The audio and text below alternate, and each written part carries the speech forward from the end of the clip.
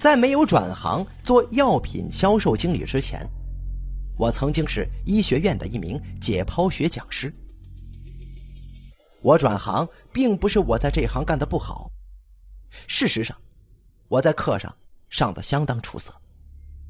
如果我没有放弃，我想我现在大概可以升到副教授的位置了。迫使我离开大学讲台的是心理因素，因为我讨厌死人，惧怕死人，那是一种深不可测的恐惧，就像是一枚会流动的寒针从你的脚底心钻入，通过血液循环在你的体内游走。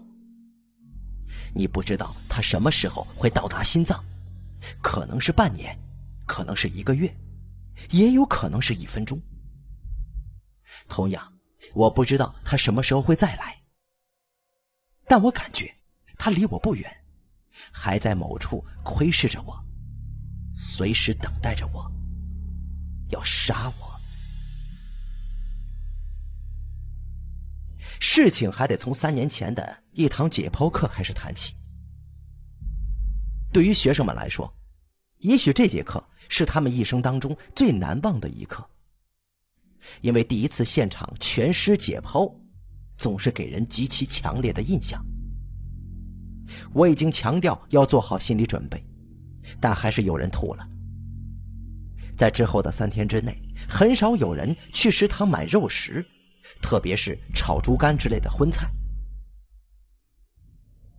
这一次的尸体是一名年轻女性，在这个医学院是艺术，因为尸体奇缺已经成了各大医学院共同的难题。得到的尸体大多数都是老年病死的，器官都已经衰竭的。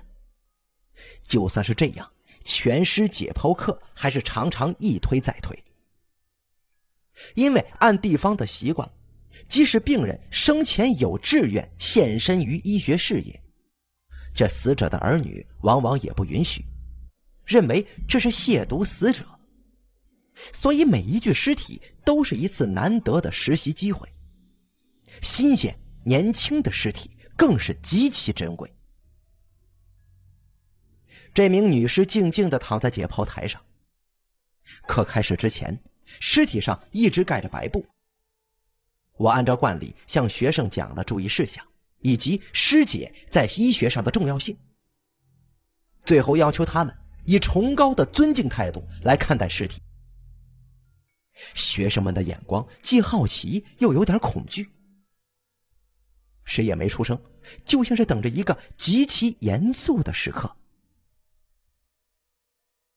这白布被掀开，学生中间发出几声唏嘘。这是一具很年轻的女尸，大概只有25、26岁。听说生前是一名秘书，因为感情问题而割腕自杀了。他的朋友从他的遗物里翻出一张捐献遗体的志愿书，是学生时代的时候填写的。年轻人一般会很少顾虑这类事情，他为什么会有这种奇怪的志愿呢？这也许是个永远的谜了。她并不是一个很美丽的女人，眼眶有点下陷，可能在她生前一段时间承受了很大的压力。她闭着眼睛，神态很安详，就像是睡熟了，完全没有一般的尸体僵硬的死相。也许对她来说，死真的是种解脱。我这样想着，按照惯例用一张方巾盖住了他的脸。看不见脸，这惨白的身体很突兀的就显了出来。好吧，现在咱们开始。我说着，示意学生们把注意力集中到解剖展示台上来。四周鸦雀无声，我从盘中取出解剖刀，抵在他的咽喉上。白色的塑料手套跟女尸的肤色相应，白得令人窒息。她的尸体仍然有点柔软，皮肤保持着弹性，这感觉跟我以往接触过的尸体很不相同。不知怎么的，我的解剖刀竟然迟迟没有滑下去，甚至我的心中浮现出一个可怕的念头：也许他没死。但很快我就为我的这种想法而感到可笑，可能是因为这个女孩死得太可惜了，所以我才会有这种感觉。学生们都大眼瞪小眼地盯着解剖刀，我凝了凝神，终于把刀片用力地向下划去。锋利的解剖刀几乎没有碰到什么阻力，就碰到了他的小腹部，就像拉开了链子，我们可以清晰地看见解剖刀划过皮肉那种轻微的滋滋声。由于体腔内的压力，划开的皮肤跟紫红的肌肉马上自动地向两边翻开，他原先结实的乳房挂在身体的两侧，连同皮肤变得很松弛。用固定器拉开皮肤跟肌肉之后，内脏完整地展现在我们面前。到了这个步骤，我已经忘记了面前的尸体是个什么样的人。其实这都已经不重要了，重要的是怎么才能让学生牢牢地记住人体的结构，因为这将对他们以后的行医生涯产生深远的影响。内脏器官被一个个的取出来，向学生们详细的讲解。抛开之后又讲解结构。内脏被完全取出，那具女尸就只剩下一个红红的体腔了。课上的很顺利，虽然有几个学生难得的脸色发青了，几乎所有的人都反胃了，但他们还是经受住了考验，并不虚此行。学生们离开之后，解剖示范室就只剩下我一个人了。白色的强烈的灯光照射在解剖台上，反射出刺目的光芒。我把取出的内脏一件件安回原来的位置，然后用线一层层的把肌肤缝回原样。学校的大钟重重的敲了5下，我把盖在女尸脸上的方巾就取了下来。不过就在这个时候，恐怖的事情发生了。那个女尸猛然之间睁开了眼睛，恶狠狠地看着我呢，吓得我差点跌坐在地上。我战战兢兢地站起身来，发现并不是幻觉。她睁着大而圆滚滚的眼睛盯着天花板，神态再也不似刚才那般安详了，而是一脸的怒容。但她确实是死的。我壮了壮胆子，上去仔细地检查了一番，终于找出了合理的解释。也许是生物电的原因，是解剖的过程当中引发了某种生物电的神经反射。我把他的眼合上，把白布盖了回去，出了解剖室。之后的几天，女尸的眼睛一直在我的脑海当中晃动。我并不是一个灵异论者，但不知为什么，那双眼睛就像是幽灵一样缠着我。我总是想着，他为什么会在这个时候睁开眼睛？而且，那眼神，我后来回想起来，仿佛传达着某种信息，并不完全像是死人般的那种空洞的眼神。1年过去了，我似乎已经忘掉了那件事情。在这期间，我交上了一个女朋友。我们是在一个雨夜认识的。那天晚上，我从学校开完会回家，雨下得很大，路上没有一个人，一时间也叫不到出租车，我只得打着伞独自赶路。我正走着走着，我突然发觉我的身后多了一个人，总是不紧不慢地跟着我。我心里有些慌张，要是这个时候遇到抢劫犯就惨了。我故意加快了脚步，而那个人也加快了脚步，仍然跟在我身后4-5米的距离。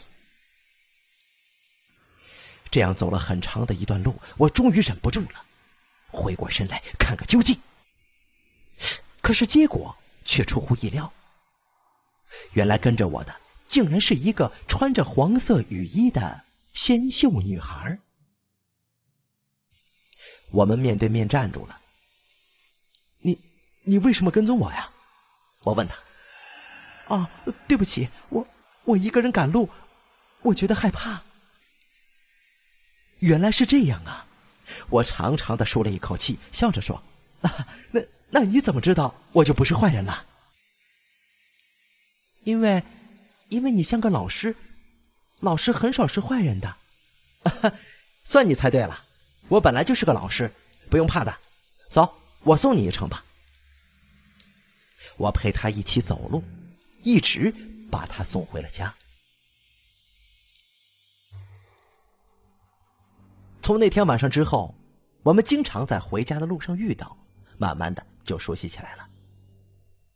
我一直不敢告诉他我所教授的课程，所以他只知道我是医学院的老师，对于我的工作性质一点也不了解。有一天，我终于对他说，我是人体解剖学讲师。但是他呢，并没有我想象当中的那样惊讶跟害怕，反而显露出强烈的好奇心来。哎，你说解剖刀划过的时候，这尸体会不会疼啊？他好奇地问着我，并且一本正经地等待着我的回答。这怎么会呢？人死了就没有感觉了。你怎么知道他们没有感觉呢？现代医学确定，死亡的标准呢是脑死亡、神经死亡、脑神经死亡。任何对神经末梢的刺激都失去了效用，人当然就没感觉了嘛。这只是咱们活人认为的，可事实也许不是这样呢。哎呀，你就别瞎想了。后来他不止一次地问起这个问题，每回答一次，我的脑海里就像是被铁钩勾起了什么东西，可是马上又沉了下去。但他还是经常问我同一个问题，我渐渐地感觉到有一种莫名其妙的恐惧感越来越重地压了过来。我甚至有些害怕见到他，但仔细想来又没有什么特别值得注意奇怪的地方。我猜想可能是因为经常接触尸体解剖，心理过大压力的原因吧。直到有一次我无意当中的发现，我才知道这问题的严重性了。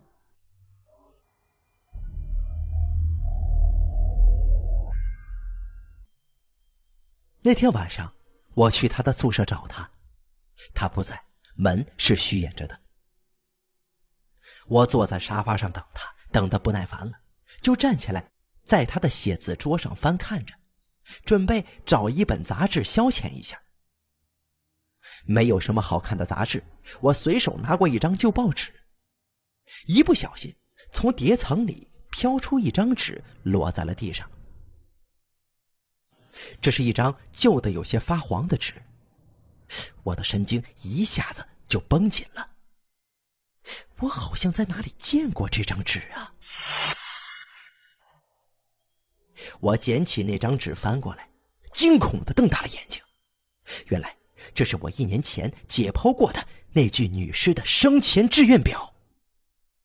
在尸体移交到解剖室之前，我曾经在上面签过字的。没错，我的签名还在上面，而他怎么可能出现在这里呢？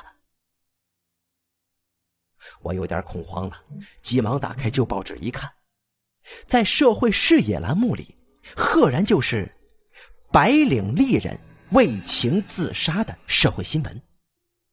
报纸的日期正是我解剖尸体的那天。我的天哪，我像是掉进了冰窖里，阵阵发冷，感觉这个房间突然有一种说不出的阴森恐怖感。这个时候我听到过道里传来了清晰的脚步声，是高跟鞋的声音，一步步的朝这边走过来。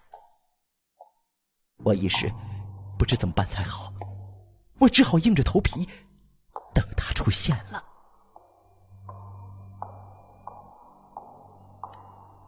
这脚步声到了门口就突然停住了，我没有看到人，但是我仿佛感觉到他就站在门口盯着我。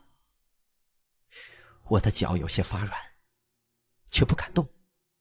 不一会儿，这高跟鞋的声音又响了起来，渐渐的就远去消失了。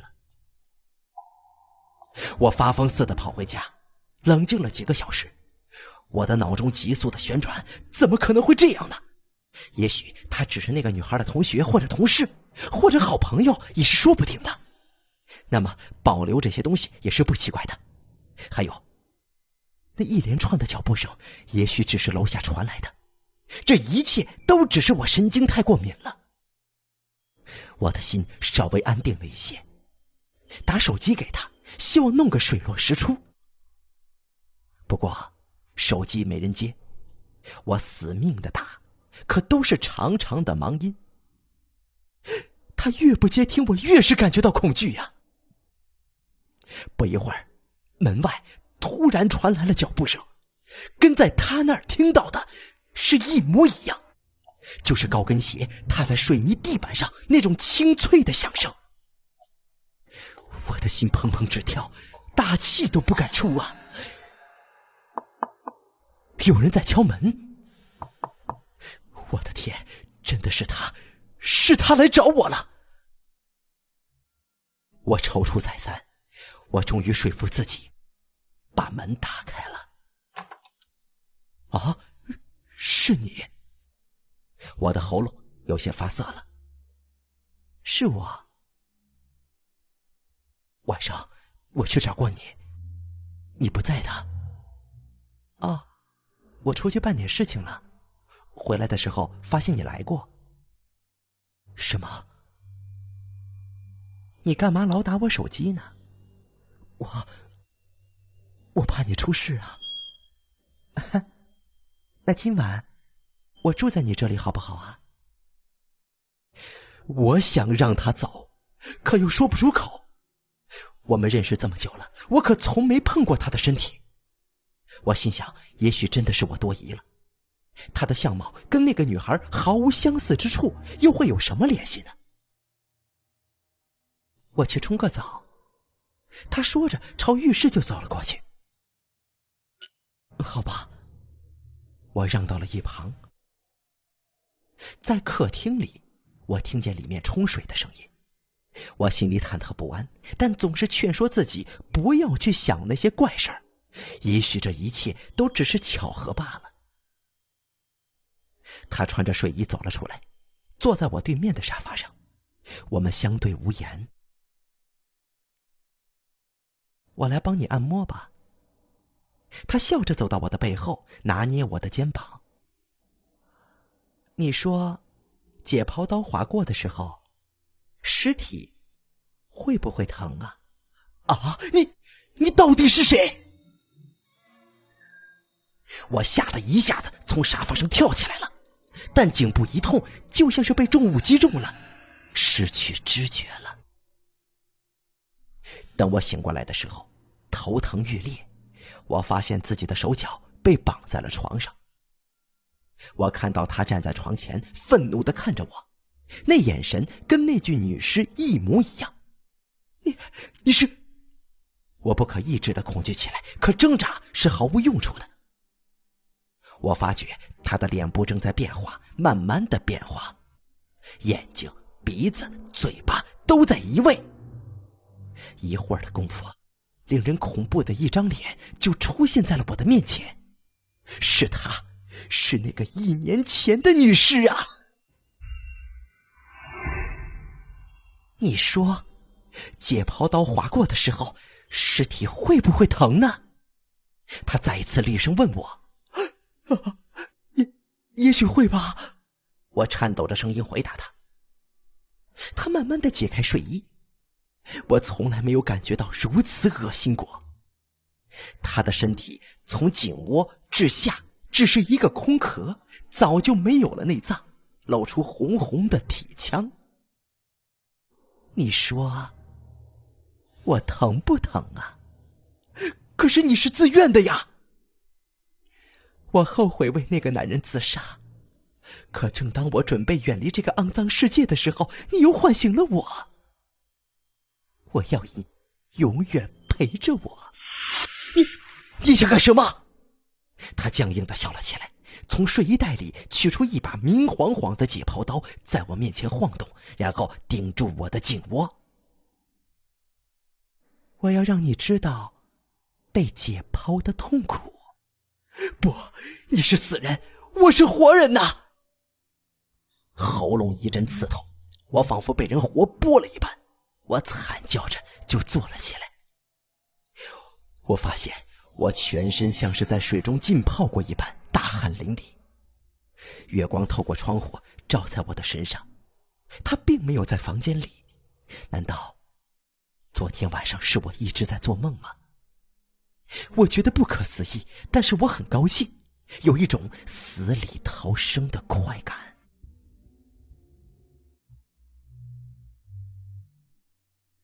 第二天，我起床的时候发现了一件东西，这个东西将会让我永无宁日。在床下吊着一把解剖刀，锋利的闪着寒光的解剖刀啊！这天下午，我又去了他的房间，可门口紧闭。邻居的老太太告诉我，自从那个女人自杀之后，这个房间就一直没有人租过了。从此之后，我不敢再接触任何的尸体，我甚至都不敢在医学院待下去了。我只有改行做了药品经销。可是那天晚上的事情到底是不是真实的发生过呢？直到今天，我仍然没有找到答案。